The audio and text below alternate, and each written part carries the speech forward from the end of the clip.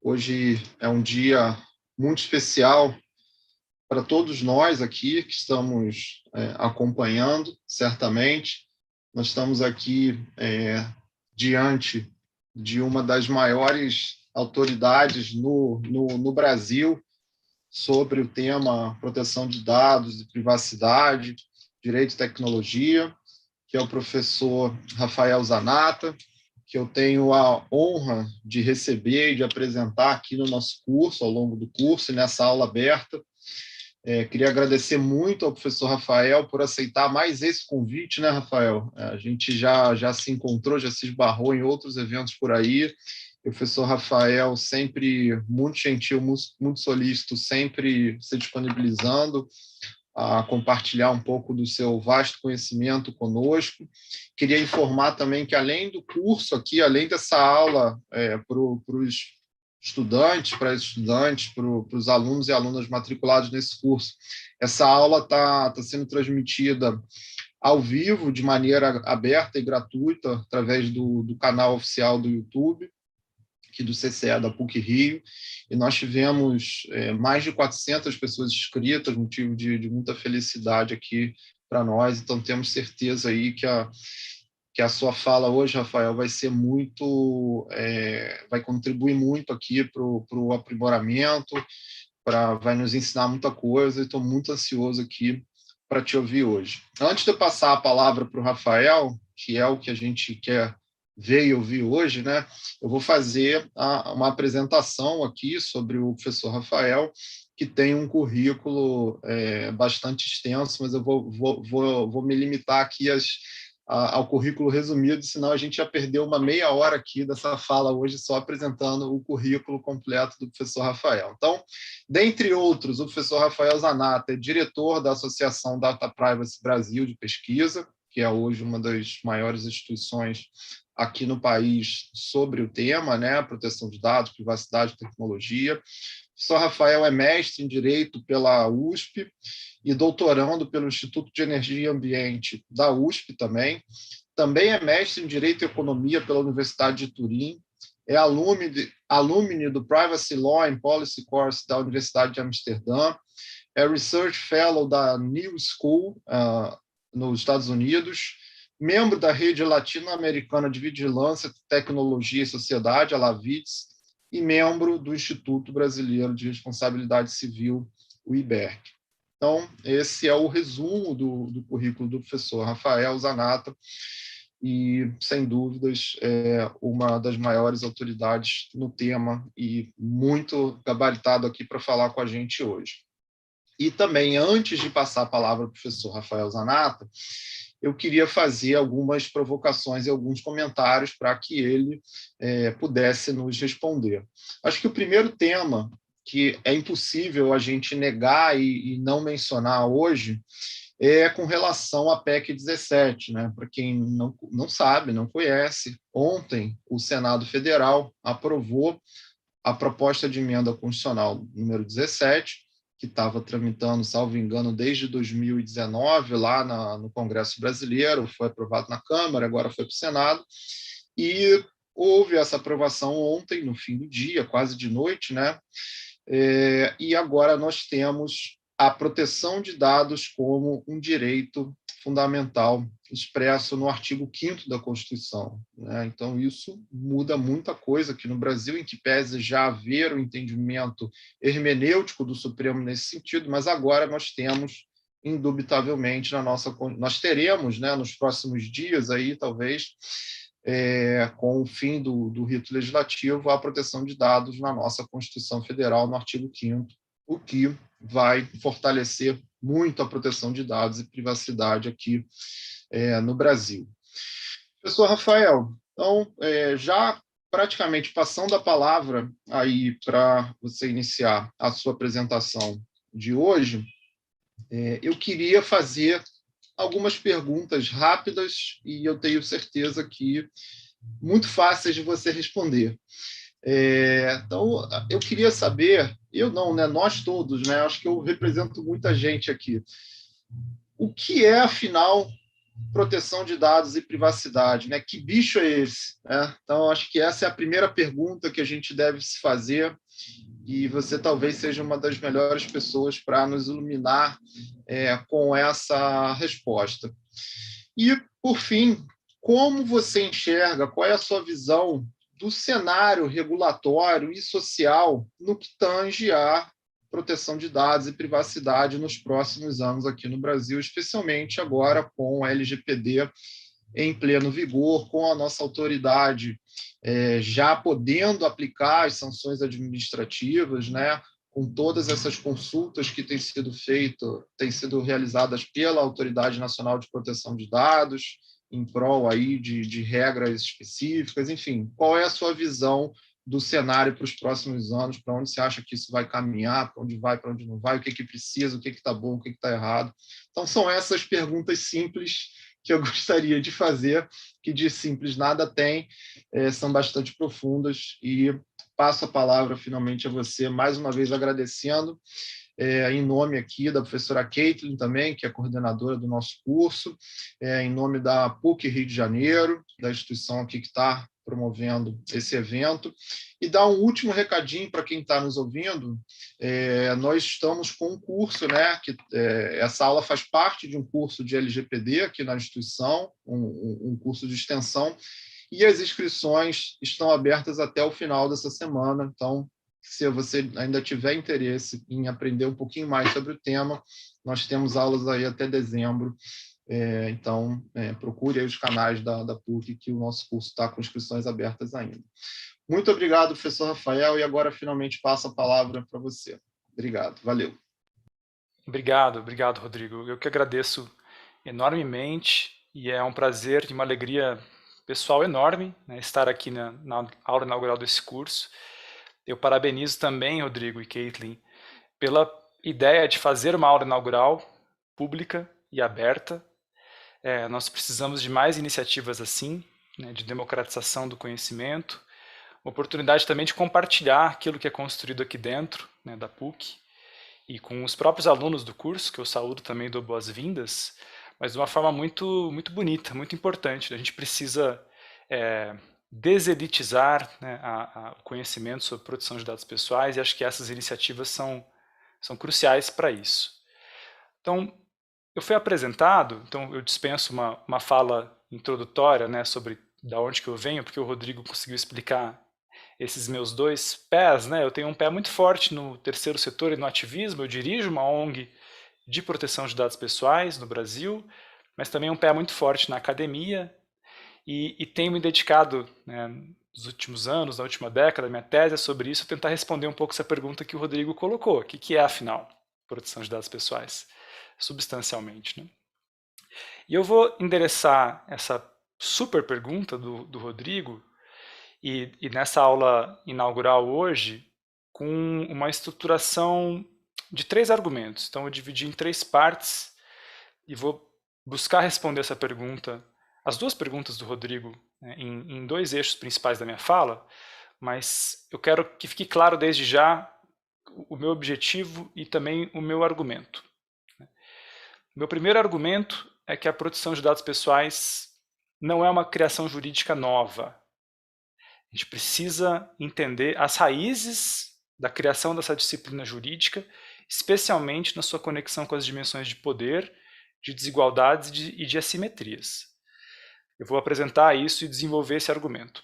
O segundo argumento é sobre a natureza procedimental da proteção de dados pessoais e como que ela implica uma mudança comportamental. Essa natureza procedimental é um dos principais eixos de diferenciação entre o que é o direito à privacidade e o que é a proteção de dados pessoais. Eu vou aproveitar esse segundo momento para diferenciar justamente esses 2 conceitos. E o terceiro argumento é também em torno das limitações da LGPD. O meu terceiro argumento é que a LGPD possui limitações para alguns dos problemas atuais de justiça no Brasil, que são da maior importância, ao mesmo tempo em que ela alimenta uma agenda de transformação social, e ela abre, como o Rodrigo disse, né, uma oportunidade muito especial no momento em que ela se torna integrante de uma gramática constitucional dos direitos fundamentais. Então, esse movimento da PEC, que o Rodrigo disse, que é histórico, né, e muito bom estarmos aqui hoje, né, Rodrigo, num dia, na sequência, né, do Senado ter aprovado o texto que veio, né, na aprovação da Câmara, da versão diferente do substitutivo do Orlando, mas que foi uma vitória muito importante, porque é um movimento que não vem só do legislativo. Esse movimento de constitucionalização da proteção de dados pessoais já estava posto pelo Supremo Tribunal Federal, e ele reforça de múltiplos lados, né, tanto pelo judiciário quanto pelo legislativo, uma agenda muito importante de transformação social. E aí, na última ponta da minha fala, eu quero endereçar um pouquinho desses múltiplos problemas. Então, voltando ao primeiro ponto, né, a proteção de dados pessoais não é uma criação jurídica nova. De fato, não é. E os debates sobre proteção de dados pessoais são peculiarmente muito antigos, são curiosamente antigos. Então, existem alguns autores que são de fundamental importância de serem estudados, justamente para entender como que muitos dos debates que parecem extremamente atuais hoje são debates que já estavam colocados 50 anos atrás, quando houve um aquecimento, né, das discussões sobre o impacto da transformação trazida pela computação e pela transição de um tipo de economia que não era mais uma economia fordista, mas uma economia que cada vez mais rumava a uma economia imaterial, uma economia do conhecimento, do fluxo da informação, o conjunto de impactos sociais que nós teríamos com o barateamento brutal do custo da computação e a penetração da computação e da internet no coração da vida cívica, econômica e social.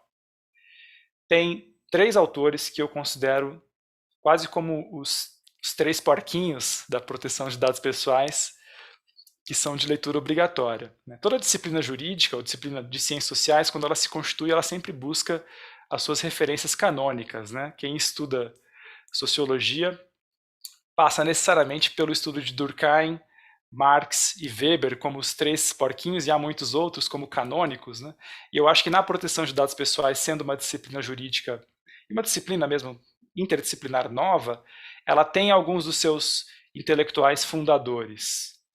E 3 deles são muito importantes.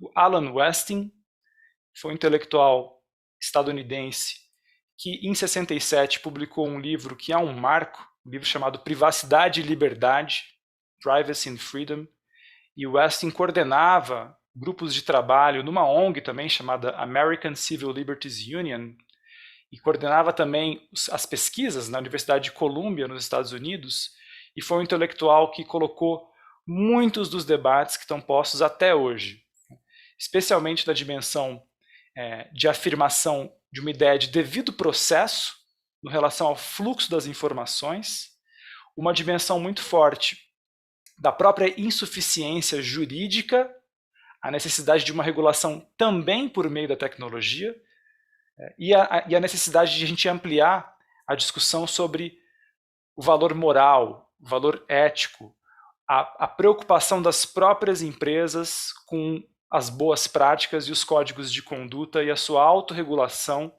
numa espécie de visão sobre governança da privacidade ou direito da privacidade que vai muito além do direito positivo, lei federal, normas, etc.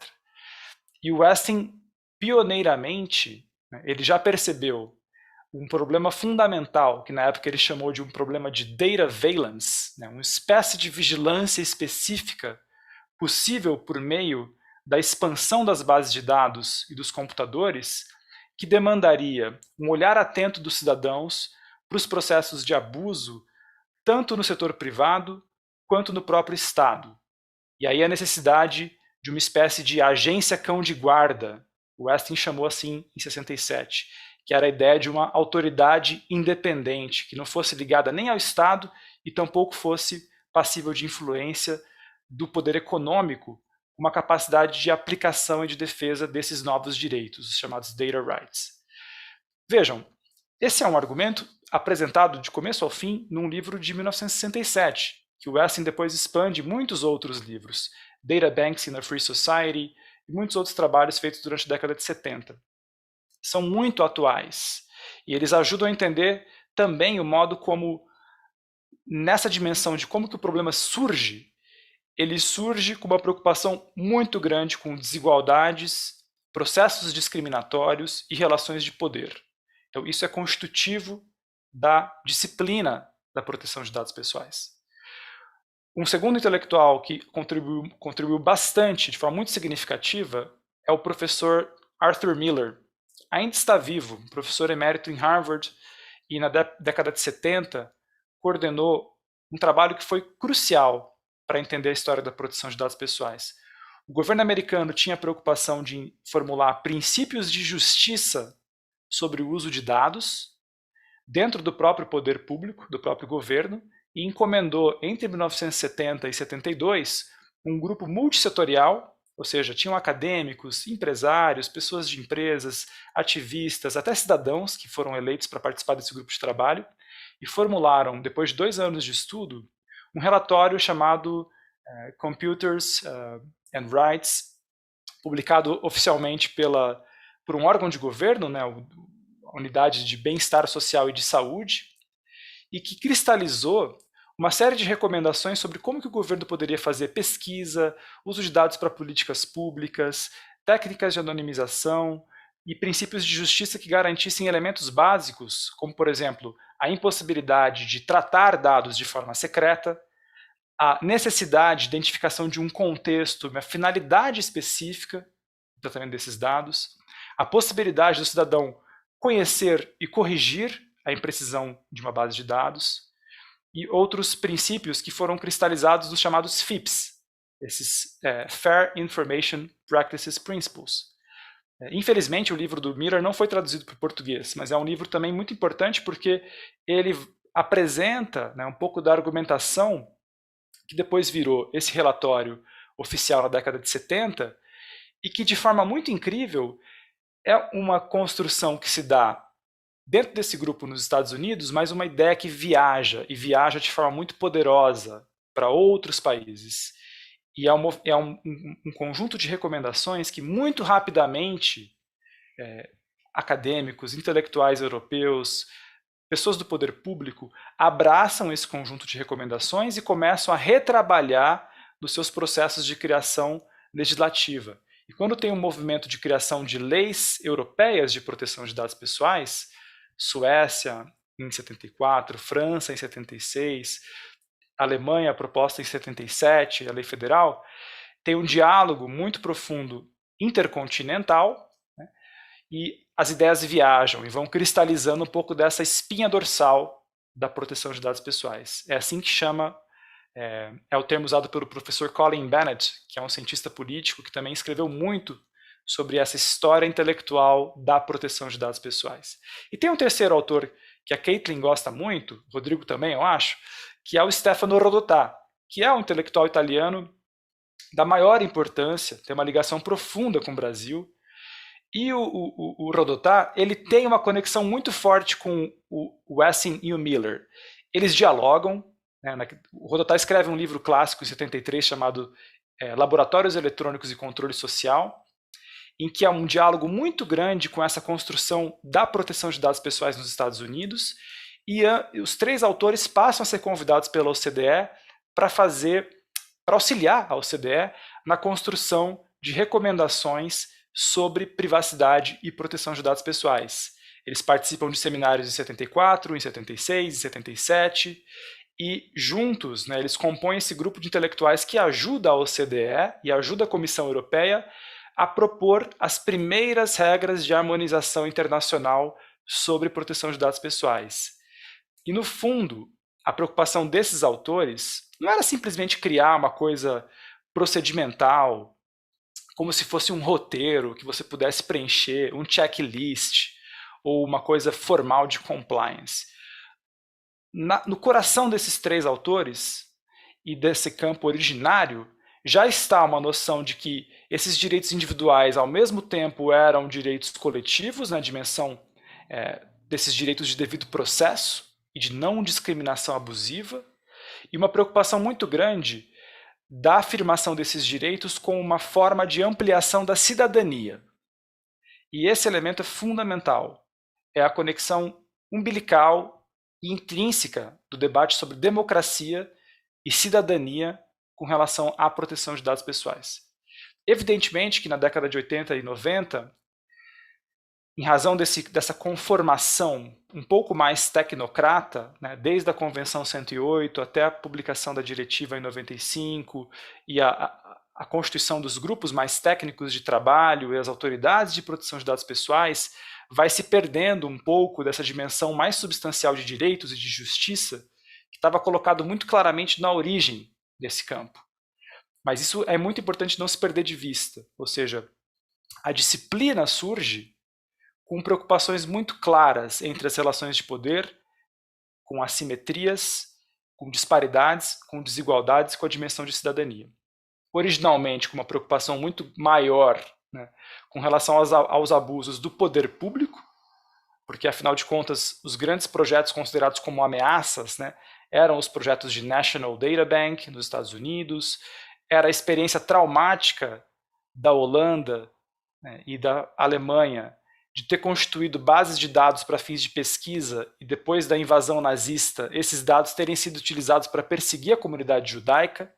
Então, uma conexão muito cruel também com esses processos de catalogação e perfilização e utilização para fins originalmente de planejamento urbano, mas que depois se constituíram num grande problema, né, que se tornaram um instrumento, na verdade, de perseguição daquelas comunidades. Inclusive o governo holandês, pela primeira vez agora, ano passado, né, pediu desculpas publicamente por essa vulnerabilidade, por ter deixado isso acontecer, né, e o extermínio foi muito grande. Então havia um conjunto de preocupações naquele momento muito ligadas com a experiência traumática da Segunda Guerra e com as ameaças postas com as bases de dados públicas, mas muito velozmente se percebe o quanto que as ameaças também poderiam se constituir pelos abusos e opressões econômicas no setor privado. E aí acontece uma mutação importante, né?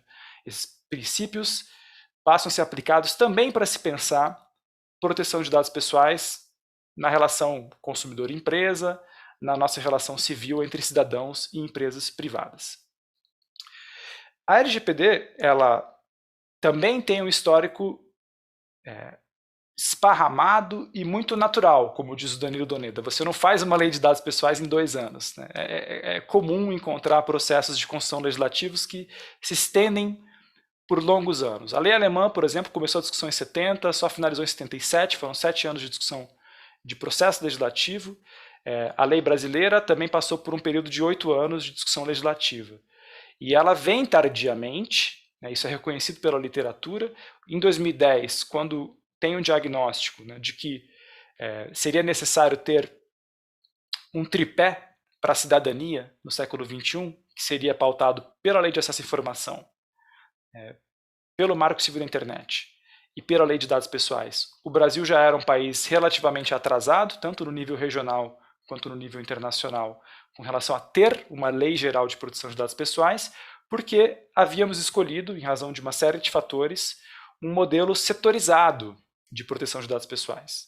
Então, a proteção de dados pessoais não é que ela não existia, evidentemente que ela existia, mas de modo fragmentado, né, por meio do habeas data, que era uma construção constitucional, por meio do Código de Defesa do Consumidor, 1990, que tem um capítulo específico do artigo 43 que fala sobre fichas de consumo e bancos de dados, e por meio de leis setoriais. Então, o Código Civil vai ter uma dimensão de conexão com os direitos da personalidade, a Lei Geral de Telecomunicações vai ter regras específicas de privacidade no contexto das telecomunicações, a Lei do Sigilo Bancário e assim por diante. Mas havia um problema. O Brasil estava muito mais próximo dos Estados Unidos, que também adotou um modelo de regulação setorial. Os Estados Unidos opera com uma agência muito forte chamada Federal Trade Commission, o FTC, né, que faz a aplicação caso a caso das violações, inclusive de privacidade, mas o Brasil não tinha uma FTC, né, a Senacom não tinha a mesma estrutura que a Federal Trade Commission, e esse modelo setorizado, fragmentado, se mostrava muito incompatível, até com as perspectivas de integração regional que existiam no Mercosul e que demandavam uma lei harmônica, aplicável a todos. Então, até o Ricardo Morishita e o Danilo Doneda, que participaram dessa construção lá em 2010, eles me contaram muitas vezes, olha, Rafael, era inclusive uma demanda dos nossos parceiros econômicos regionais. os parceiros argentinos, os parceiros chilenos, né, eles perguntavam, e aí, Brasil, quando que vocês terão uma lei geral de proteção de dados pessoais para que a gente possa construir uma agenda comum de comércio eletrônico, por exemplo? E o Brasil não tinha. E o processo de construção não foi da noite para o dia. Então, passou, né, um processo de construção legislativa de amadurecimento. Né? Começou em 2010, teve uma primeira consulta pública entre 2010 e 2011. O texto foi amadurecido no decorrer da construção do próprio Marco Civil da Internet, que foi aprovado em 2014. Ele voltou para uma segunda consulta pública em 2015. Ele passou por um processo também de comparação com o que acontecia na Europa, porque a Europa fez um movimento importantíssimo, né, de revisitação da sua diretiva e construção da GDPR, e a LGPD passou por muitos embates. Quando ela foi finalmente apresentada no Congresso, em 2016, e se constituiu ali uma comissão especial, não era consensual, por exemplo, a ideia de uma autoridade nacional de proteção de dados. Muitos eram contra. Diziam, não é preciso criar mais uma autoridade. Por que a Senacom não dá conta? Por que os outros órgãos não podem atuar? O próprio Bacen ou a própria CGU se propuseram diversas alternativas. E havia também muitos dissensos sobre o conteúdo da LGPD. Então, a ideia de responsabilidade civil, que a Caitlin domina e dá uma aula nesse curso que eu sei, que é um absoluto dissenso na fase final de construção da LGPD, onde se afloram ali as visões contrastantes e a solução de compromisso não é a melhor técnica legislativa, mas tenta se conciliar as pressões que tinham sobre o posicionamento de responsabilidade objetiva na lei. Se coloca um peso grande numa expansão das bases legais de tratamento de dados, que é um dos elementos mais importantes da lei. Né? A base legal ela é uma exigência do qual o controlador precisa demonstrar de antemão se ele cumpre os requisitos legais para tratar aquele dado. O consentimento é uma delas, mas há muitas outras. E esse processo de construção de muitas outras foi um processo também muito importante na LGPD. Foi quando o setor privado, por exemplo, disse, olha, nós precisamos ter uma base mais flexível, na qual possamos operar pelo legítimo interesse. O contraponto do legislativo foi, tudo bem, mas esse legítimo interesse que dispensa o consentimento precisa passar por testes específicos de necessidade, de finalidade, de não violação de direitos fundamentais para que ele possa se sustentar. Ao mesmo tempo, o setor de crédito chegou e falou, olha, mas espera lá, a gente está aprovando aqui o cadastro positivo. A gente vai incluir automaticamente milhões de brasileiros nas bases de dados da Serasa, do SPC, precisamos de uma base legal para proteção ao crédito. Isso foi incluído na LGPD. A LGPD vem muito sui generis. Até se vocês compararem com outras legislações, ela tem criações que são bem brasileiras e que elas são fruto desse processo de conflito. Então, uma primeira dica que eu dou aos estudantes é, ao estudar a LGPD, procure entender os conflitos que geraram a LGPD. Procure entender por que ela assumiu essa forma específica. Não faça só a leitura do artigo 6º ou 7º e outros, mas busque entender por que existe essa expressão aqui, proteção ao crédito. Ou por que colocaram dados sensíveis desse jeito?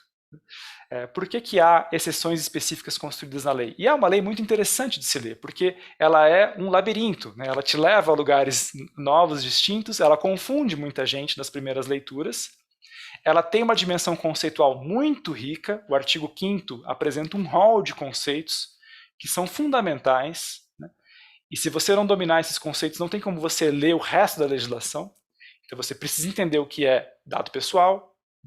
Dado pessoal não é simplesmente nome, RG, nome de pai e mãe, telefone. Ele tem uma visão expansionista, ele é o dado relacionado à pessoa natural identificada ou identificável. Então, estamos falando também de dados tomados dos dispositivos, geolocalização, GPS, device IDs, um conjunto de dados que são tomados dos dispositivos. Estamos falando também de dados inferidos, catalogações, perfilizações feitas a partir da atividade do usuário que podem permitir a reidentificação. Aí a LGPD cria uma outra confusão intelectual para quem vai ler. O que é o dado anonimizado o que é o processo de anonimização e o que é o processo de pseudonimização. Quando que um dado efetivamente demonstra que o seu tratamento não permite a identificação de uma pessoa e quando que há dúvidas. E se houver dúvidas, ele se torna pseudonimizado. Isso é muito importante, porque a LGPD vai colocar obrigações distintas quando você está numa posição mais segura em que o seu dado é efetivamente anonimizado versus uma situação onde é possível a reidentificação do indivíduo. E a LGPD, ela tem uma natureza procedimental, é isso que é importante de entender. Ou seja, ela vai impor ao controlador, aquele que assume, né? Ele diz, olha, realmente eu trato esse dado pessoal para um conjunto de finalidades que são econômicas. A LGPD traz algumas exclusões, então quem trata para fim meramente pessoal, ou jornalístico, ou acadêmico, está fora. Ele traz algumas exceções para a segurança pública, investigação criminal e inteligência, que são muito problemáticas, vou voltar nisso no meu ponto final. Mas ele coloca um conjunto de obrigações no qual ele diz, olha, se você está nessa posição de tratar os dados, você tem que assumir um conjunto ético com os titulares desses dados, com um conjunto de princípios. Você precisa ser transparente, você precisa apresentar isso de antemão, de forma clara aos titulares. Você precisa se precaver e ter instrumentos de prevenção. Então, processos de tratamento de alto risco, por exemplo, pegar um caso hipotético de uma startup que está produzindo algum tipo de solução de tratamento de dados pessoais sobre pessoas que tiveram Covid. Isso é um tratamento de alto risco. Ah, mas eu estou fazendo aqui, eu estou ajudando a fazer um passaporte de vacina para ajudar empregadores a identificarem o quadro de Covid dos seus funcionários. Eu vou automatizar a ideia de fluxo de entradas de empregados dentro da minha empresa a partir dessa automação. Vou verificar o certificado de vacinação, vou reter essa informação no sistema e vou automatizar a entrada dos funcionários. Super louvável, necessário e até importante, mas ao mesmo tempo é um tratamento de alto risco. Então a LGPD vai dizer, se você está nisso, tratando um dado que é sensível, é um dado que é de saúde, como diz a lei, ela te exige muito mais. É por isso que a gente fala na literatura que a proteção de dados pessoais tem um elemento de risquificação. Quanto mais atividade de risco você atua, mais ela aumenta o teu encargo regulatório. Mais processos e procedimentos você tem que enfrentar de modo a tratar esse dado.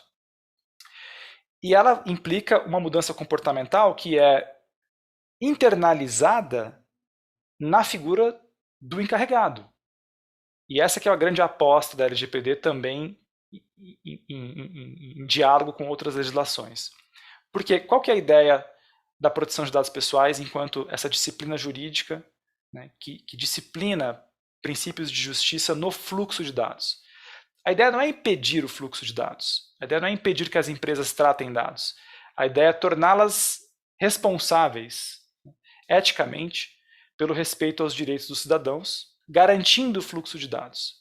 E parte desse processo de respeito, ele é internalizado na figura desse profissional que tem uma função dupla. Ao mesmo tempo que ele responde aos direitos dos titulares, ele tem um diálogo interno na organização, seja ela pública ou privada, de garantir que processos de tratamento de alto risco sejam documentados, de garantir que um tratamento em legítimo interesse passe por um teste específico conforme a lei, de garantir que haja uma comunicação adequada com os titulares e com a ANPD.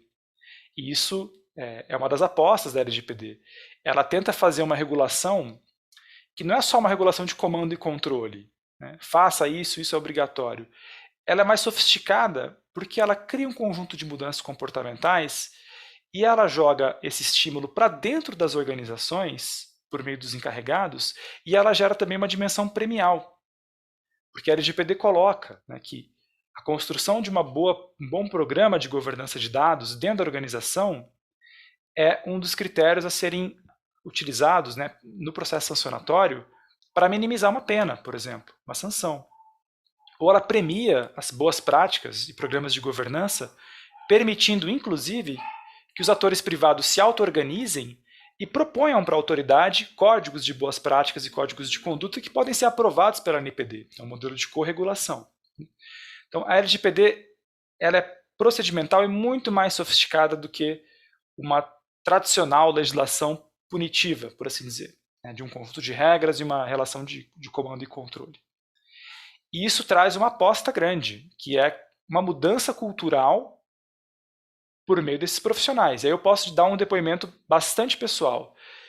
Em 2013, quando eu estava na USP estudando proteção de dados pessoais, eu contava na mão as pessoas que trabalhavam com isso. Assim, eram muito poucas. Existiam acadêmicos já trabalhando como Doneda, Laura Schertel Mendes. Núcleos de pesquisa não existiam, nenhum assim, ostensivamente, né, colocando proteção de dados pessoais. Tinha toda a turma da UERJ, toda a tradição do Rio de Janeiro de pensar proteção de dados pessoais, mas não existia um campo profissionalmente instituído com os profissionais que se auto-intitulam sou um profissional de proteção de dados pessoais. Corta a cena, 8 anos depois, o que a gente vê hoje? Né?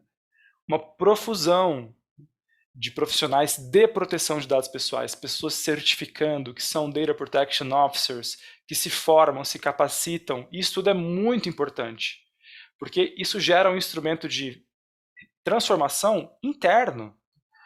A ideia é que um bom encarregado ele possa ser um elemento de fricção decisório dentro de uma organização. Se um projeto é extremamente arriscado, antiético e viola a LGPD, é função do encarregado dizer, olha, isso não está correto, isso não pode avançar. Ele tem que ter uma liberdade dentro da organização para colocar isso claramente, sem ser absolutamente reprimido. Essa é a aposta da GDPR e a aposta da LGPD. Ao mesmo tempo, isso abre uma preocupação brutal no contexto de Covid e de precarização econômica no Brasil. Que é, ora, mas isso serve para todo mundo? É a mesma obrigação da Google? É a mesma obrigação de uma pequena escola no interior de uma cidade? E a resposta tem que ser não. A LGPD não pensa assim.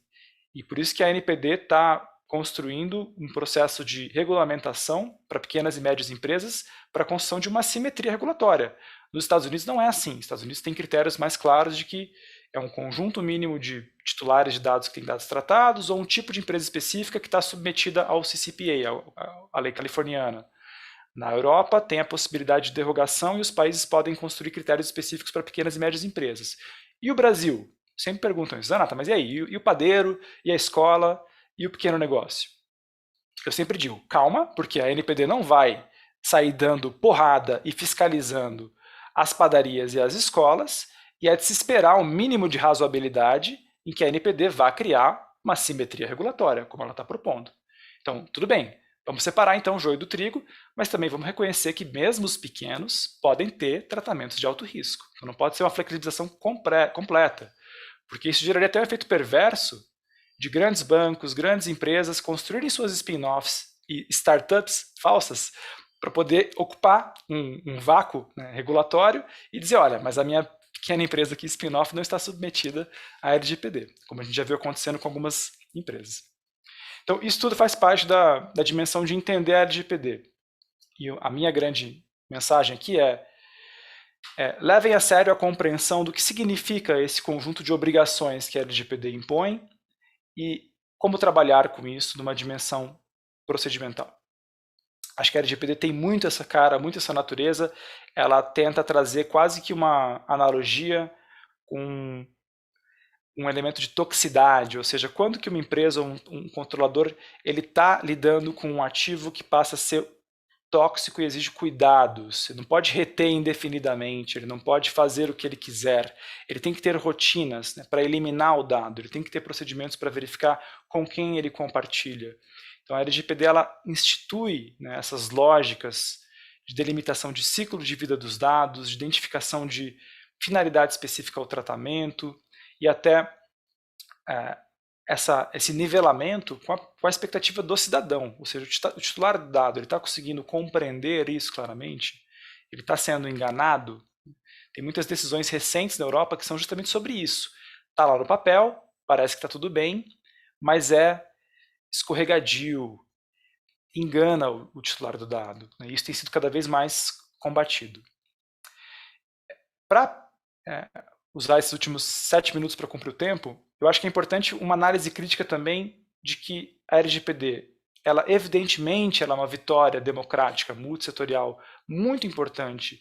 Ela é uma legislação que dialoga com a linguagem do seu tempo, ela é uma legislação que está em contato, né, com desenvolvimentos intelectuais e conceituais de várias partes do mundo, e ela é muito elogiada, né, especialmente por gente de fora que lê a LGPD e elogia esse trabalho feito aqui dentro, mas ela também não enfrenta os problemas colocados hoje no Brasil, no aspecto mais macro de proteção de dados pessoais.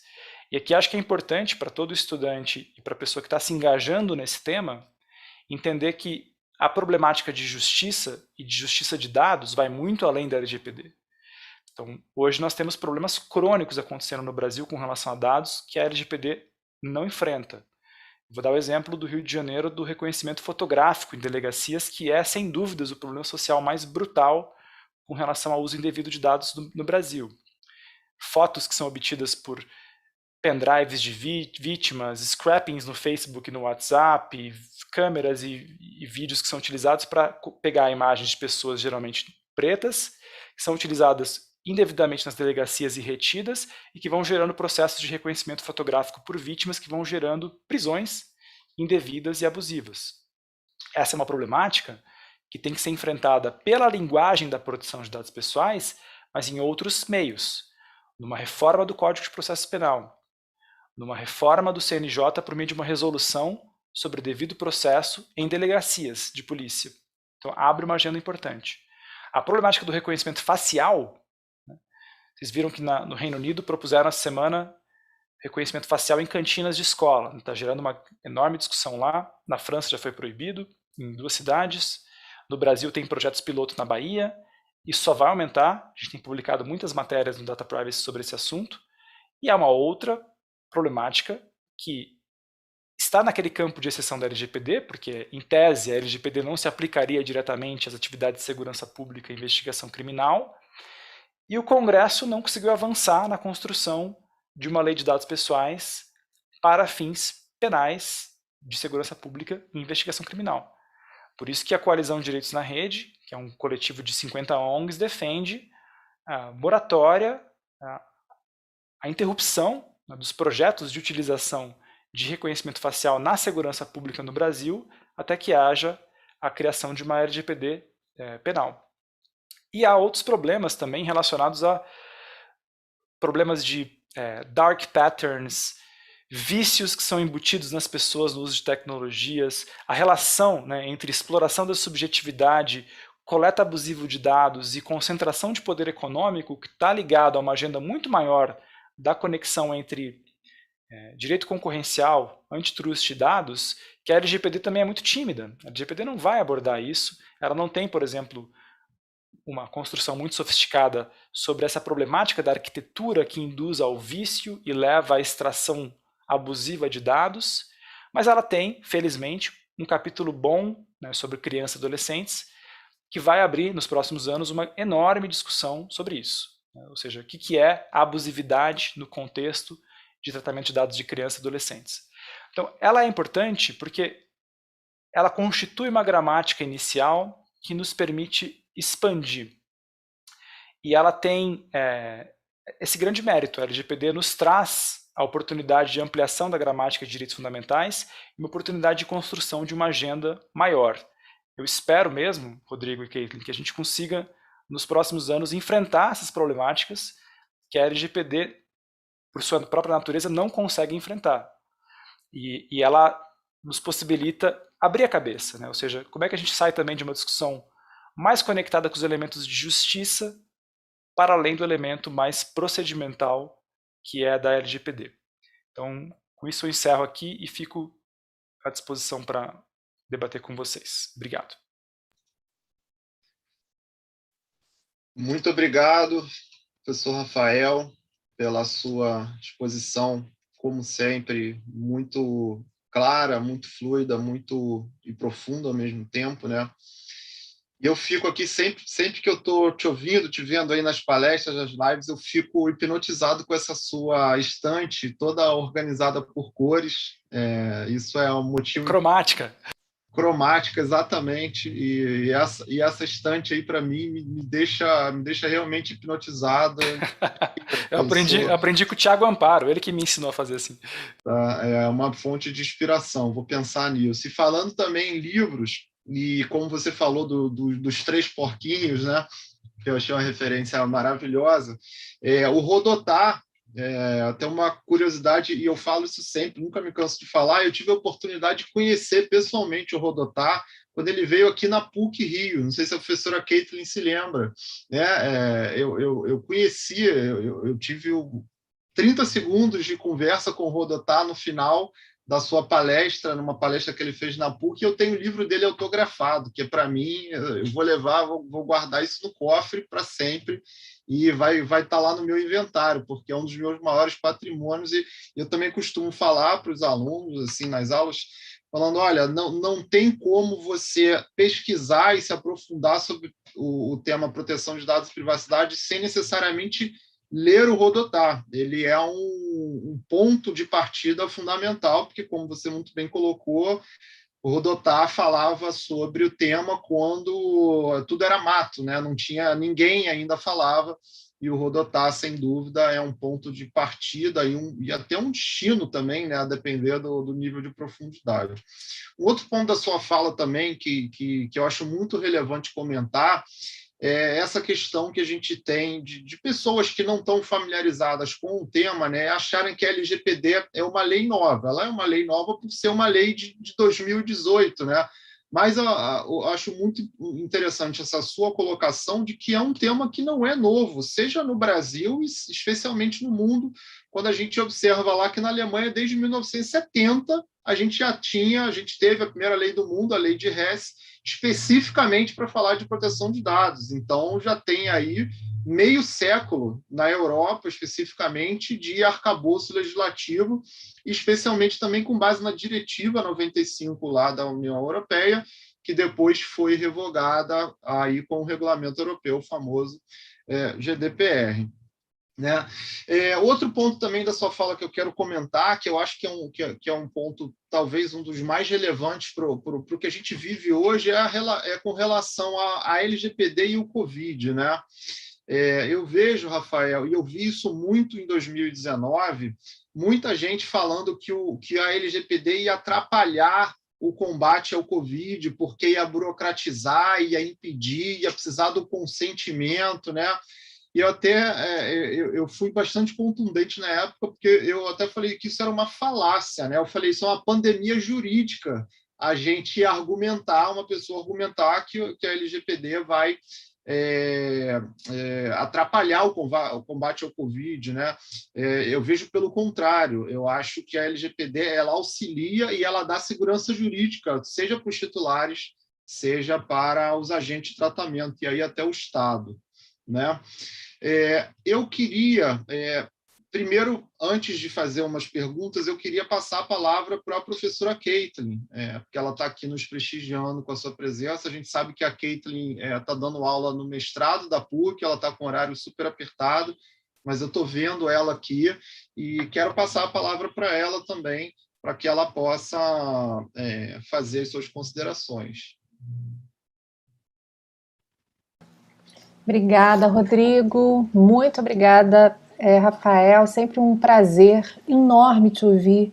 A forma tranquila com a qual você consegue passar uma mensagem tão importante, né, e assuntos tão profundos, né, dá uma esperança que a gente está diante aí de um grande professor que sabe exatamente do que se trata a proteção de dados no país. Como o Rodrigo falou, eu estou entre palestra e aula no mestrado. Daqui a pouco eu vou ter que me ausentar, então eu aproveito esses 5 minutos de palco para, primeiro, te agradecer, né, Rafael, por ter se disponibilizado para conversar com a gente no curso, na aula aberta, mas também para fazer uma provocação, né? Enfim, essa provocação você pode depois até fugir dela se você quiser, mas a provocação é a seguinte: você acha que para que a Lei Geral de Proteção de Dados, muito entre aspas,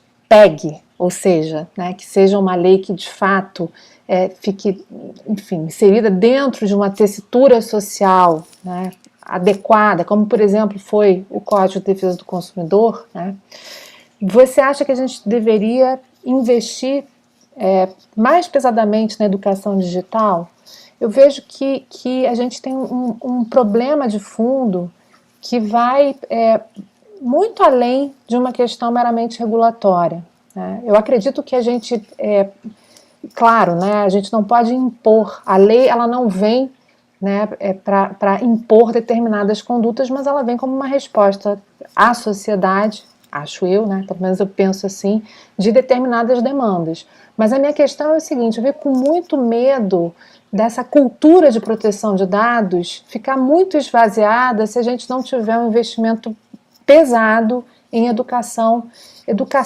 para a proteção de dados e educação digital também, né? Porque eu vejo hoje que, claro, né, sempre teremos o escaninho do médico cheio de papel pardo com os nossos prontuários ali dentro, escondidos, né, guardados com a chave que qualquer pessoa abre. Esse tratamento de dados sempre vai existir, mas eu acho que a preocupação maior que a gente tem hoje, o que se apresenta hoje de uma forma mais evidente, se dá justamente pelo fato de que o tratamento de dados, números, né, tratamento de dados pessoais hoje são realizados digitalmente e de forma massiva, né? Então, eu queria ouvir você falar um pouco sobre isso. Na verdade, eu joguei o problema para você dizer, não vou falar sobre isso, mas fica super à vontade, Rafael, já te agradeço aí que você puder comentar sobre essa fala. Obrigado, Caitlin. É um prazer enorme estar com você e queria dizer publicamente, eu sou um grande leitor seu e um profundo admirador do seu trabalho e uma inspiração para mim também. Eu concordo com você, Caitlin, mas eu acho que me preocupa mais ainda uma segregação social muito cruel que está acontecendo no Brasil com relação à efetividade da lei, né? Porque, por exemplo, vamos pegar o exemplo do Rio de Janeiro, as operações de intervenção militar, em que as pessoas na favela eram obrigadas a apresentar o seu documento, né, para um policial que tinha uma câmera de celular, que filmava para fazer uma checagem de quem era quem, por uma coisa básica como um livre trânsito. Então, a pessoa não tinha nem o direito fundamental, né, de ir e vir, e nenhum direito com relação ao seu dado, nem de saber por quê, né? Ou você vai em farmácias de periferias e os gerentes todos treinados para pedir obrigatoriamente o CPF e a inclusão biométrica das pessoas como pré-condição para descontos. Ou projetos de escolas públicas que agora estão propondo de tagueamento por microchip de uniforme escolar, ou reconhecimento facial nas entradas das escolas públicas, né?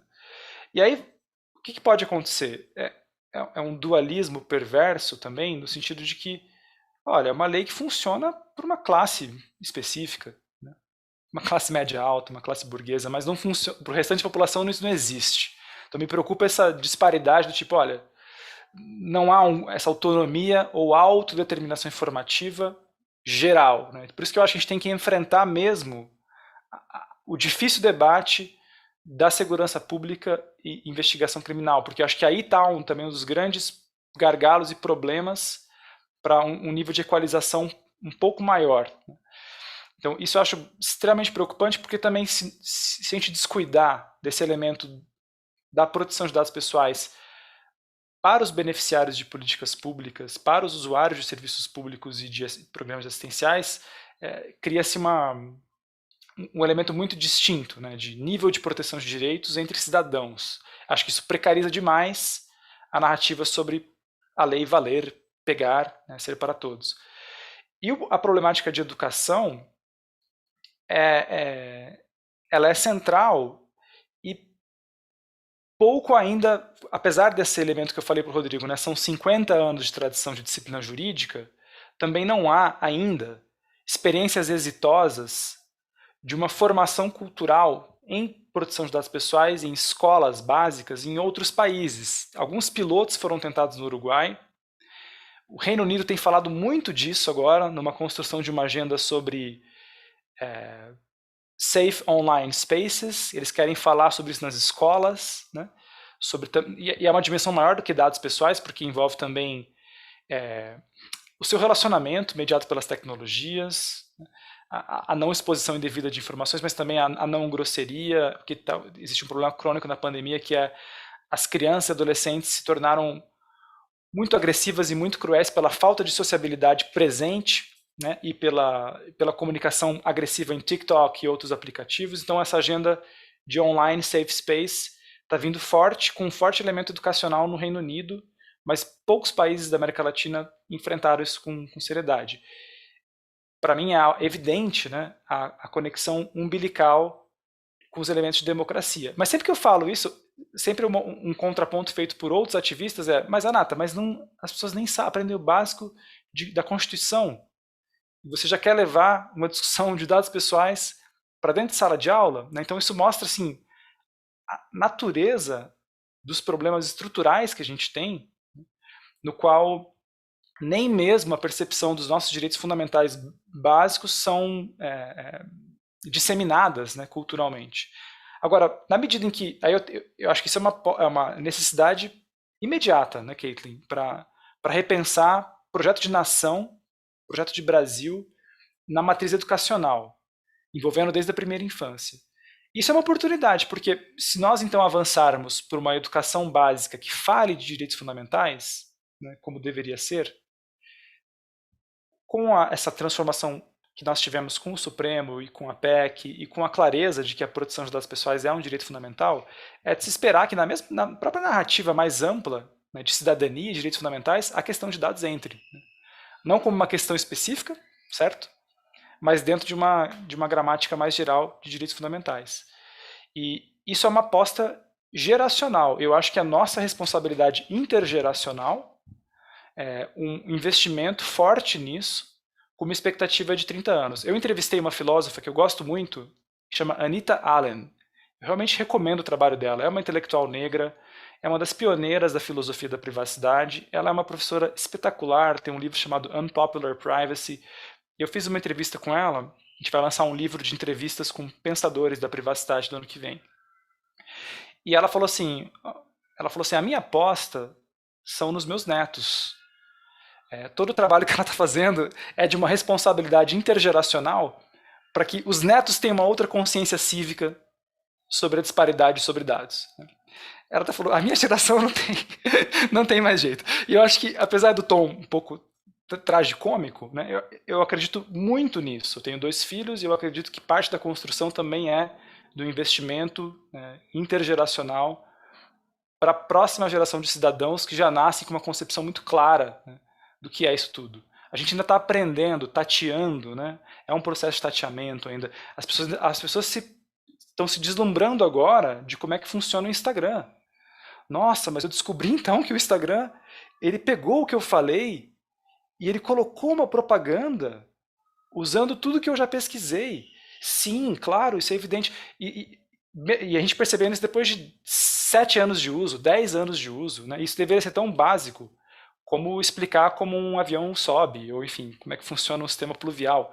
E a gente ainda não tem nem a dimensão mais básica de funcionamento, né? Quiçá das violações de direitos, de todo esse aparato de uma sociedade datificada e plataformizada. Mas acho que esse é um projeto, Caitlin, para a gente investir muito fortemente. Então, daqui a 30 anos... Quer dizer, os meus filhos são mais velhos do que os seus, Rafael, mas então daqui a 20 anos dos meus filhos a gente já pode ter alguma esperança dessa educação para proteção de dados. Rodrigo, vou passar a palavra para você e vou, Rafael, já me excusar porque eu tenho que ir para a minha aula do mestrado, ok? Então, muito obrigado mais uma vez, Rafael, pela participação. Eu sou sua fã incondicional, adoro você, acho que você é um dos maiores professores e profissionais de privacidade do Brasil no momento. Então, para mim é uma verdadeira honra poder contar com você aqui, participando do nosso curso. Muito obrigada. Gente, beijo. Obrigado, Caitlin. Tchau, tchau. Obrigado, Caitlin. E concordo integralmente aí com a fala da Caitlin. O professor Zanata, sem dúvida, é um dos maiores profissionais. Acho que a fala dele, até o momento aqui, deixa muito claro isso. E, professor, um outro comentário sobre a sua fala, até porque a gente está lidando aqui, estou acompanhando pelo YouTube, a gente está tendo quase 150 pessoas em tempo real nos acompanhando, além dos alunos aqui matriculados. Então, em tempo de profusão de lives e de eventos aí no YouTube, eu acho que esse número para um evento acadêmico como esse é muito expressivo, já estou muito feliz e satisfeito. Falar em termos mais coloquiais, né? A sua referência ao Instagram acho que foi perfeita,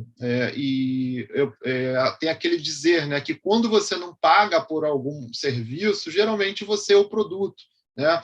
Então, muitas pessoas aí se sentem surpresas, né? A sua fala foi muito brilhante nesse sentido. Eu estou surpreso porque eu pesquisei lua de mel e eu vou me casar e agora só aparece coisa de casamento. Mas é óbvio, isso está, inclusive, atualmente nos termos de uso ou na política de privacidade, né? Só que você não leu e as pessoas não se dão conta, né, que os dados pessoais são o commodity, né? São o produto. Você, com seus dados pessoais, alimenta aquela plataforma. Então, não é que isso necessariamente vai ser proibido, pode ter uma prática ou outra ali que é proibida, que é abusiva, mas você tem que entender que essa é a dinâmica e essa educação, né, falada pela professora Caitlin por você, eu acho que contribui muito nesse sentido. Não para a gente parar e virar um ermitão, né, Rafael? Acho que a ideia não é essa, mas que você tenha consciência, né, de eventualmente até que ponto você vai utilizar aquela funcionalidade, aquele produto, aquele serviço, o que você vai compartilhar.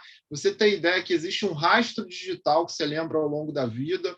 E eu também sou pai de crianças pequenas como você, e a gente teve talvez o privilégio, né, acho que a nossa idade bate um pouquinho, a gente teve o privilégio de ter uma infância analógica. Os nossos filhos não têm esse privilégio. A infância deles é absolutamente digital. Então, eles têm que ter essa consciência de que, quando eles forem pedir emprego, né, quando eles forem inseridos no mercado do trabalho, quando eles forem começar a ter a sua vida pessoal, os seus relacionamentos afetivos, esse rastro deles vai persegui-los para sempre.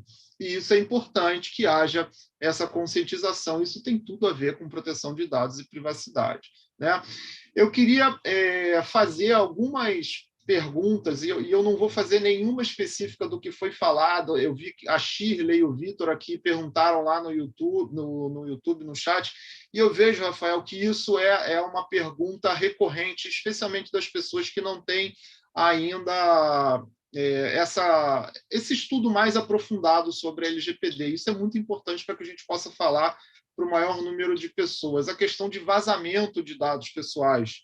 A gente teve, no início do ano, você inclusive falou sobre isso, eu também publiquei artigo, a gente teve um possível vazamento de toda a população brasileira, foi 100% da população. Essa semana se noticiou, supostamente, ainda não tem uma confirmação oficial, mas que 100% do cadastro de identificação da Argentina também vazou. Tem um hacker aí supostamente oferecendo 100%, ele publicou informações, dados pessoais do Messi, do presidente Alberto Fernandes e de várias celebridades argentinas, né? Então, qual é a sua visão da interlocução da LGPD com essa questão de vazamentos, né, que é muito recorrente, que eu acho que isso só tende a aumentar daqui para frente, especialmente quando está tudo indo para o online, os bancos de dados estão se integrando cada vez mais. E eu queria fazer um gancho com a NPD, que eu acho que é um tema muito importante. Qual é também a sua visão do papel da NPD nessa questão? E aí eu vou te fazer uma pergunta um pouco mais recortada. Você, pessoalmente, entende que a NPD ela tem que ter uma postura mais de repressão? Você acha que ela tem que ter uma marreta muito grande, com multas, né, com questões de multas pecuniárias? Ou você pensa que uma ação educativa e preventiva e pedagógica, no sentido de estimular o compliance com medidas preventivas, você acha que eles são mais eficazes do que os dentes, né, do que as garras, do que as multas pecuniárias, né? Especialmente quando no Brasil a gente tem uma multa limitada a 50 milhões de reais, que hoje em dólar, em euro, eu acho que com o nosso câmbio aí valendo quase R$ 7, um euro valendo quase R$ 7, está 6,60, 6,50 hoje. Qual é a sua visão sobre o papel da NPD nesse sentido. Olha, Rodrigo, vou dar um exemplo do dia a dia, né?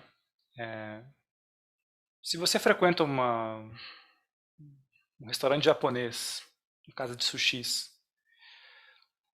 passa mal, descobre que no fundo das cozinhas, né, da cozinha, tinha um conjunto de facas enferrujadas, peixes estragados, fungo. Né? Você vai numa costelaria e descobre que tinha larva no fundo do feijão, da panela, que ao mesmo tempo eles requentavam o feijão. O que acontece com esses restaurantes?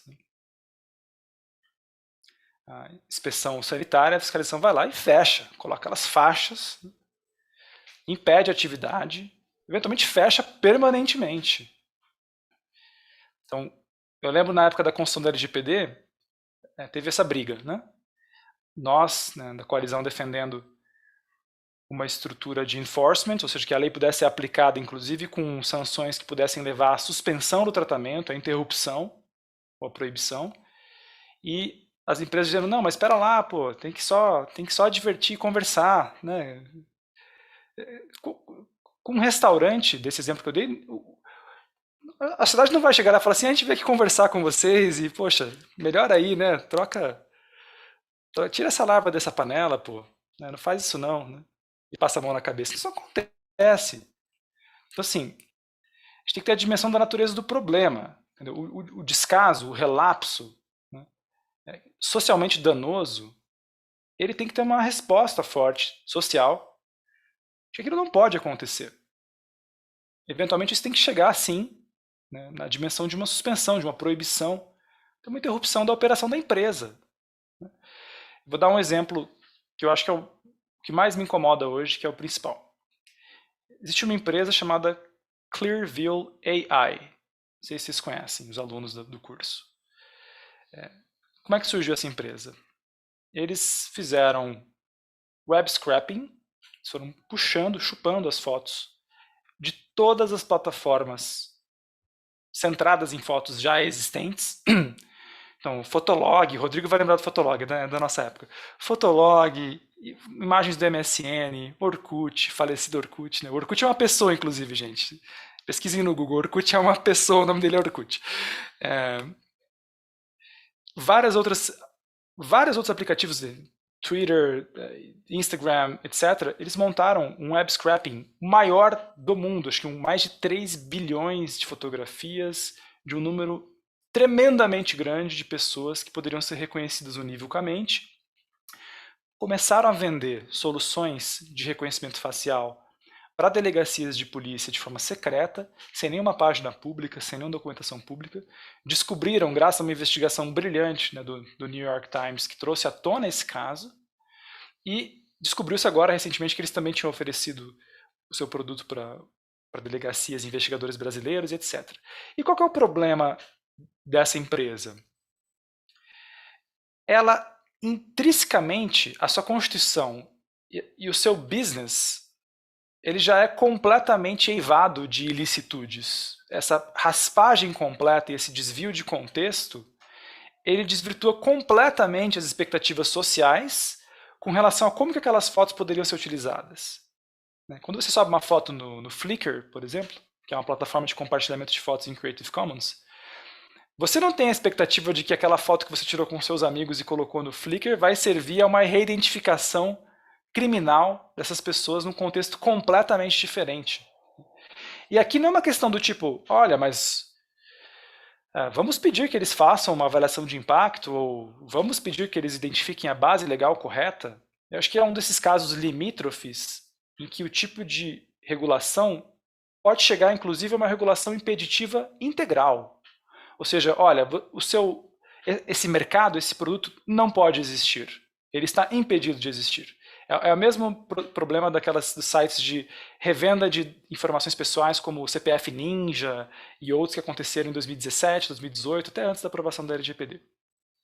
Então, o primeiro ponto que ele esclarecer é esse. Acho que a gente tem que encarar a necessidade de uma visão sobre o escalonamento das sanções, a necessidade dessa visão forte de sancionamento quando necessário, quando há relapsos grandes, reincidência, casos de danos sociais relevantes e, inclusive, a possibilidade de impedir que certas empresas operem, existam.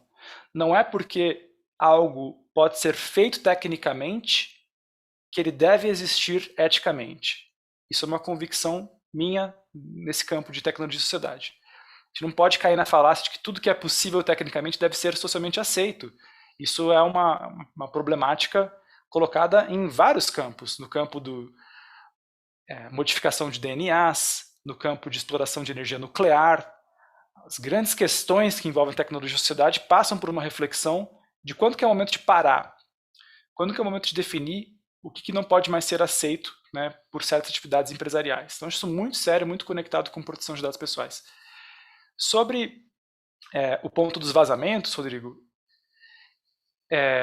você mencionou o vazamento do fim do mundo, né, que eles chamaram em janeiro, né, o Ronaldo Lemos chamou de vazamento do fim do mundo, né, era o maior vazamento em termos de volumetria, inclusive de pessoas que já tinham falecido, né, e eu acho que ainda é cedo para entender o impacto desse mega vazamento.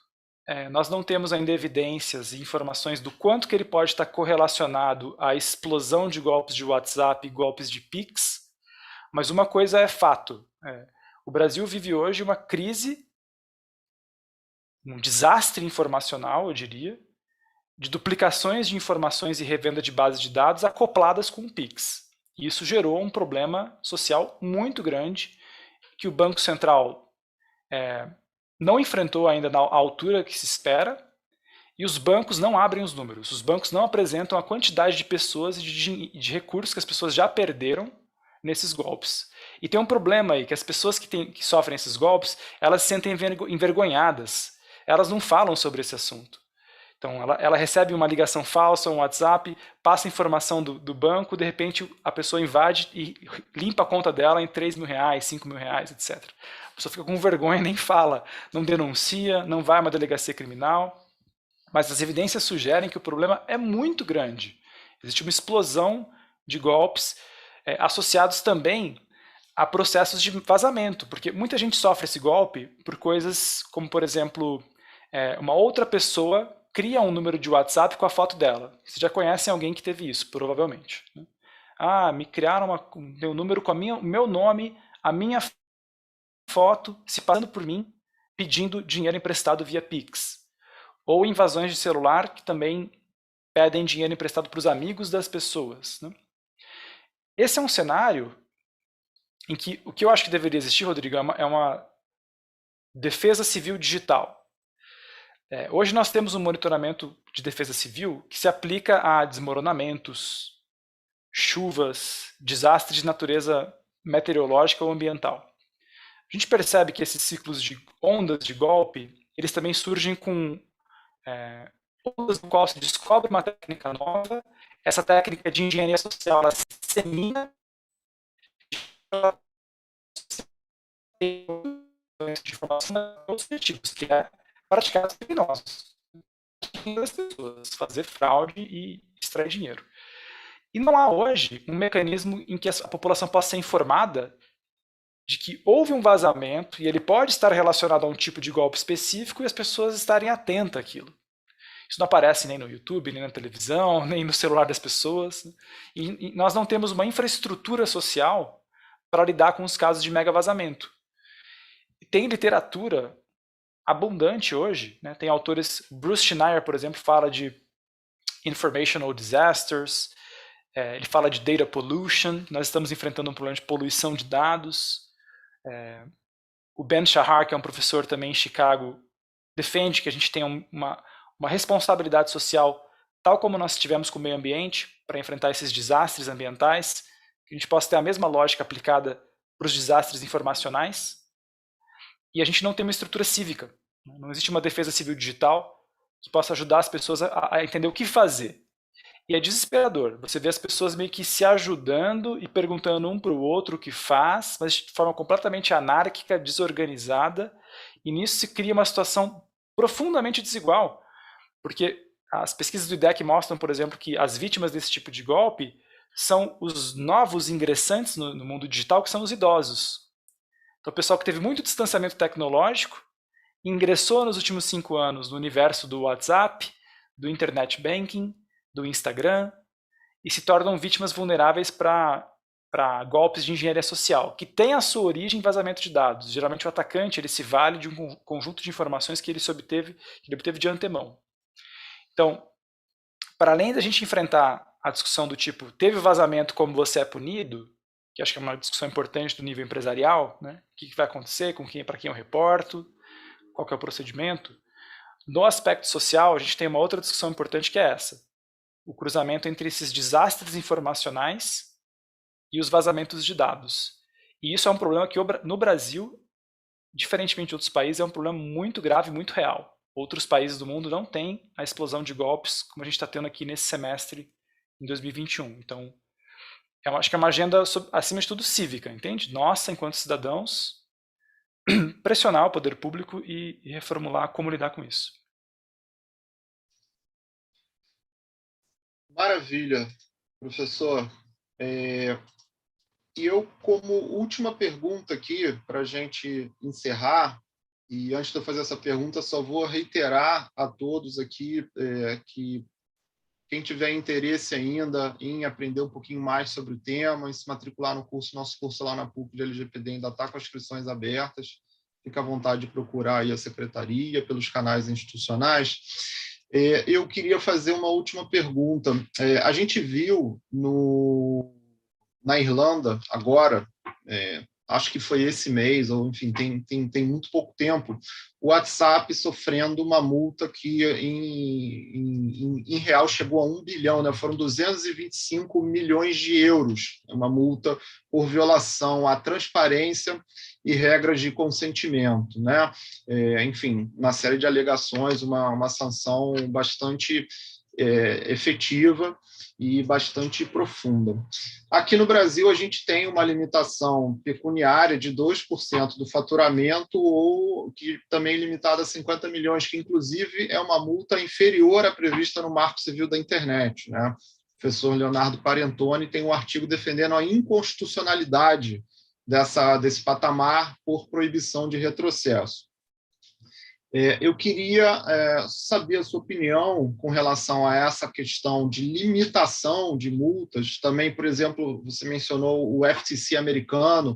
O Facebook fez um acordo onde ele concordou com uma multa de 5 bilhões de dólares, né, com o FTC. Se tivesse lá nos Estados Unidos um limite de 2% do faturamento, o Facebook talvez teria até proibido de fazer esse acordo nesses patamares. Você acha que isso é um estímulo ao descumprimento da LGPD porque quem tem mais dinheiro para pagar?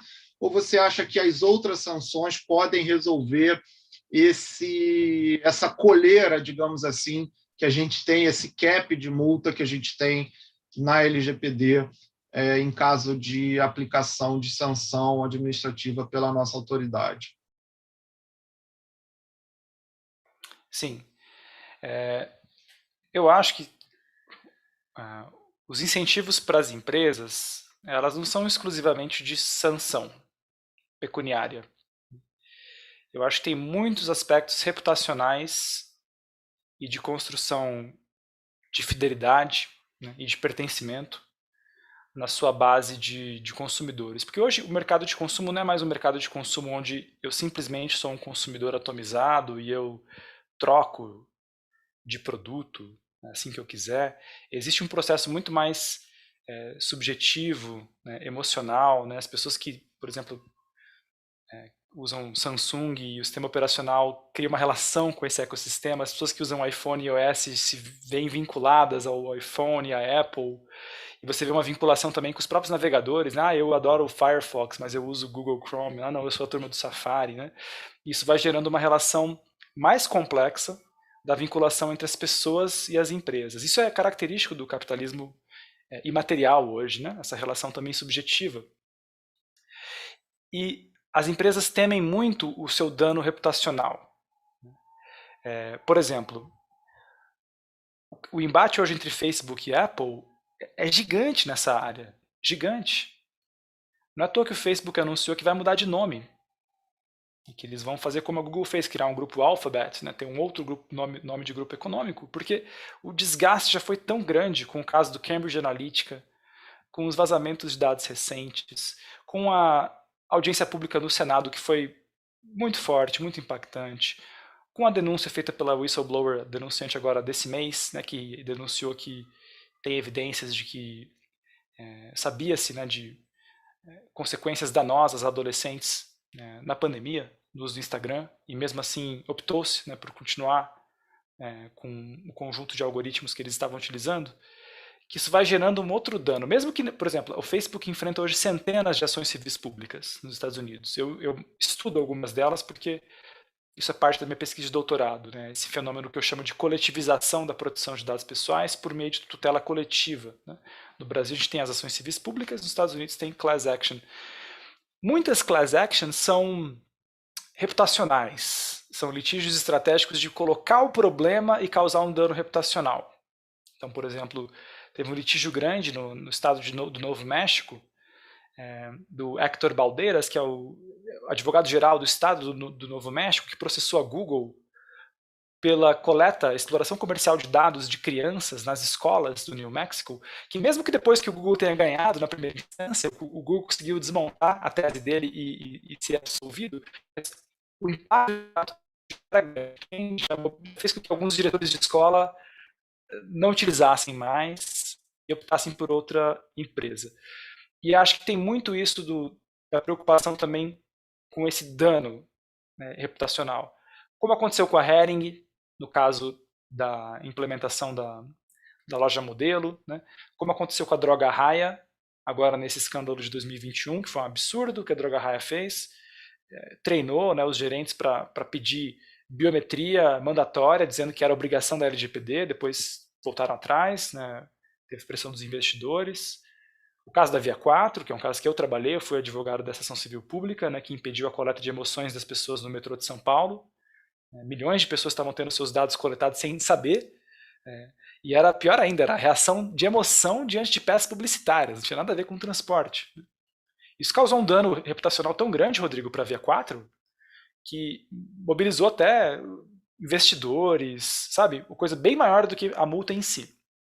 E eu acho que isso pode gerar uma dinâmica muito interessante. Eu vejo com muitos bons olhos essa geração que está sendo formada agora em proteção de dados pessoais, que está entrando nas empresas e tem trabalhado com uma dimensão ética dentro das empresas, ajudando as empresas a construir uma narrativa forte de privacidade e uma conduta ética. Porque é possível, sim, explorar dados pessoais de forma ética. É possível, sim, ter uma sociedade rica em fluxo de dados com garantia de direitos fundamentais. É possível respeitar as pessoas e, ao mesmo tempo, explorar economicamente o valor dos dados. Então, há um caminho muito promissor de disputas também pelo valor da privacidade e da proteção de dados pessoais entre empresas, movidas pelos profissionais de proteção de dados pessoais, que traz uma nova camada da competição. Entende? E isso vai além da questão específica de eu estou com medo só da multa, né? Eu me importo só com aquele valor. Essas multas para uma empresa como o Google ou o Facebook são irrisórias. Na verdade, a comparação entre a proporção do que é sancionado, você pega a maior multa que teve na França, por exemplo, pela CNIL, contra a Google, né? Que acho que, salvo engano, foi de 50 milhões de euros, o que daria, sei lá, 350 milhões de reais, uma coisa assim. Você compara com o lucro líquido do grupo Alphabet, irrisório, né? Não gera a deterrence, né, como é chamado na teoria, né? Não detém a empresa de continuar. Mas não é isso que mais tem afetado a Google, curiosamente. É uma mudança de percepção também das pessoas por tudo que está acontecendo e como o dado é utilizado, né? E se há uma alternativa menos invasiva, né? Então, eu acho que esse é um caminho também bom para os profissionais de proteção de dados pessoais. Eu acho que quem quer trabalhar com isso no setor privado tem uma oportunidade gigante, porque é fazer o correto e ainda construir um valor em cima disso reputacional para as pessoas. A gente vê isso muito forte no sistema financeiro, nas fintechs, etc. Então, acho que essa é uma visão construtiva, sabe, Rodrigo? A gente não tem que olhar só para a dimensão pecuniária, mas toda a complexidade que está envolvida quando a gente está no ambiente comercial, no qual existe uma relação contínua entre pessoas e seus dados e as empresas, e tem essa dimensão de ética dos dados, né? Será que essa empresa me dá esse conforto, né? Ela me respeita, né, como cidadão, para eu continuar sendo parceiro dela como consumidor? Então, acho que isso é uma questão que vai se desdobrar muito, e não é à toa que a gente tem visto, vocês devem ter visto, propaganda do Itaú sobre privacidade, propaganda das fintechs, né, Incógnita, Nubank, entre outras, porque, enfim, acho que essa é uma questão real. As empresas querem competir também pela percepção de proteção de dados pessoais que as pessoas têm com relação às suas próprias empresas, com medo de uma debandada reputacional que vai muito além da sanção. A sanção é importante, mas não é tudo. Acho que a gente tem que também usar essa camada social de pressão como uma coisa de jogar a régua para cima. Maravilha, professor. Eu também concordo. Eu acho que essa questão reputacional às vezes a percepção, o que a gente chama de imagem daquele agente de tratamento, né, pelo mercado de consumo, pela população, é muito superior e não tem preço, você não consegue comprar, né? Não há nada que aquele agente de tratamento possa pagar para resolver o problema, porque você não consegue entrar, ainda não se consegue entrar na cabeça das pessoas para mudar a sua percepção com relação àquela reputação. Professor, eu queria, enfim, finalizando aqui, caminhando para nosso encerramento, te agradecer imensamente. Estou muito feliz, muito mesmo, de verdade. Aprendi muitíssimo aqui com a sua exposição, a profundidade e aliada à simplicidade da sua fala. Você consegue ser muito claro e, ao mesmo tempo, ter uma densidade naquilo que você externa, que é muito peculiar. Aprendi demais e estou muito satisfeito. Queria te agradecer muito a sua gentileza de dedicar esse seu precioso tempo aqui conosco. Falar para os alunos e para as alunas que o nosso curso continua, né? A gente agora inicia, a gente começa a mergulhar aí na LGPD nas próximas aulas. E, enfim, passar aqui a palavra para as suas considerações finais e aí a gente efetivamente encerra o nosso encontro de hoje. Muito obrigado mesmo, em nome aqui da PUC-Rio, em nome da professora Caitlin, que é a coordenadora junto comigo desse curso. Nós estamos muito satisfeitos com a sua presença e valeu. Obrigado.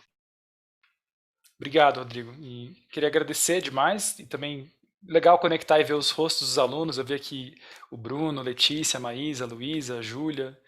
É legal ver a presença e o rosto de vocês na conexão. Isso torna mais humano, né, o nosso contato aqui. Eu espero que a pandemia acabe logo, né, para que a gente possa voltar a ter aulas presenciais, né, desde março, dando aula online. E ainda é esquisito, né, apesar de a gente fazer um esforço de estar junto, mas não tem aquele calor da troca, dos olhares, da movimentação.